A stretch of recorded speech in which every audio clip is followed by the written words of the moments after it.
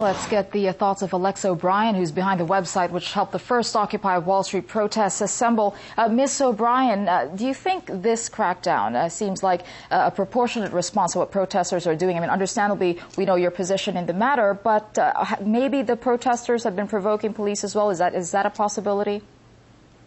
No, it isn't a possibility. I mean, if you look at what's been going on since September 17th, you've seen really just stellar behavior on the part of protesters. And I take issue with the word activists. It's not to say that there aren't activists that are part of the Occupy Wall Street movement, but most of these people are actually citizens.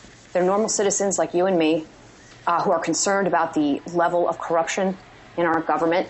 And, you know, they're coming to the civic square to try to find solutions because there are no solutions through traditional avenues.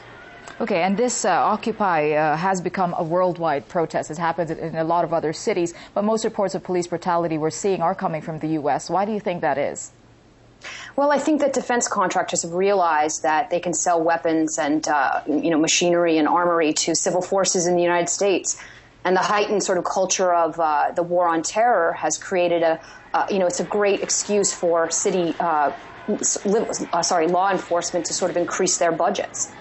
This is an example of how, bought by hard and soft dollars, disloyal, incompetent, and wasteful special interests have usurped our nation's civil and military power, and they've spawned a host of threats to liberty and to our national security. Okay, let's talk a bit more about the support that this movement has been gaining around the world. It's been so widespread, and there have been other protests before with regard to the economy, but why do you think this one in particular is gaining so much traction around the world as well? Well, I think it's for a couple reasons. I mean, firstly, I think you can't say that the release of WikiLeaks documents didn't, in a sense, inspire, the movement towards more government transparency. But secondly, I think social media has created a challenge to the market power of traditional media. And so people are getting their information through trusted networks. And I think that this movement is really a movement of people across the globe for that reason. Okay, and now it's the movement is in its sixth week, and in the beginning there were talks of the protesters not knowing exactly what they wanted. What do you think is this movement capable of achieving in the long run? Has that been figured out at this point? Well, people ask this question as if, ordinary people are masters of the universe. We're ordinary citizens.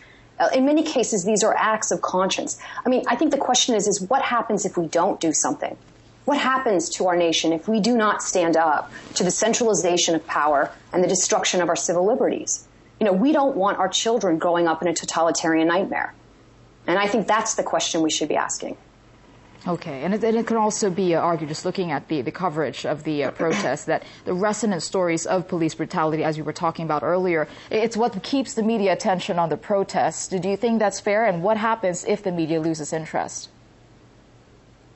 Well, you talking about the traditional media losing interest? Yes.